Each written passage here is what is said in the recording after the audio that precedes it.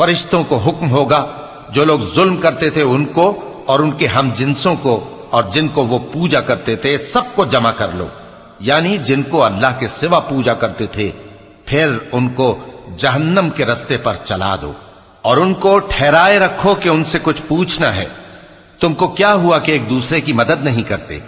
اصل بات یہ ہے کہ آج یہ لوگ اپنی غلطی تسلیم کر رہے ہیں اور وہ ایک دوسرے کی طرف رخ کر کے سوال و جواب کریں گے۔ پیروکار اپنے پیشواؤں سے کہیں گے کہ تم ہی ہمارے پاس دائیں طرف سے آتے تھے، وہ کہیں گے نہیں بلکہ تم ہی ایمان لانے والے نہ تھے اور ہمارا تم پر کچھ زور نہ تھا بلکہ تم ہی سرکش لوگ تھے۔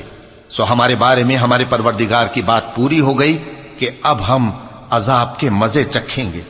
سو ہم نے تم کو بھی گمراہ کیا کہ ہم خود بھی تو گمراہ تھے، پس وہ اس روز عذاب میں ایک دوسرے کے شریک ہوں گے۔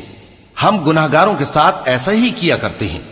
ان کا یہ حال تھا کہ جب ان سے کہا جاتا تھا کہ اللہ کے سوا کوئی معبود نہیں تو تکبر کرتے تھے اور کہتے تھے کہ بھلا ہم ایک دیوانے شاعر کے کہنے سے کہیں اپنے معبودوں کو چھوڑ دینے والے ہیں؟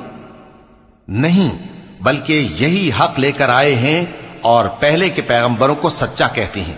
بے شک تم تکلیف دینے والے عذاب کا مزہ چکھنے والے ہو اور تم کو بدلہ ویسا ہی ملے گا جیسے تم کام کرتے تھے۔ مگر جو اللہ کے چنے ہوئے بندے ہیں یہی لوگ ہیں جن کے لیے روزی مقرر ہے، یعنی میوے، اور ان کا اعزاز و اکرام کیا جائے گا۔ نعمت کے باغوں میں ایک دوسرے کے سامنے تختوں پر بیٹھے ہوں گے، شراب لطیف کے جام کا ان میں دور چل رہا ہوگا جو رنگ کی سفید اور پینے والوں کے لیے سراسر لذت ہوگی، نہ اس سے درد سر ہو اور نہ وہ اس سے بہکیں۔ اور ان کے پاس حوریں ہوں گی جو نگاہیں نیچی رکھتی ہوں گی اور آنکھیں بڑی بڑی، گویا وہ گرد و غبار سے محفوظ انڈے ہوں۔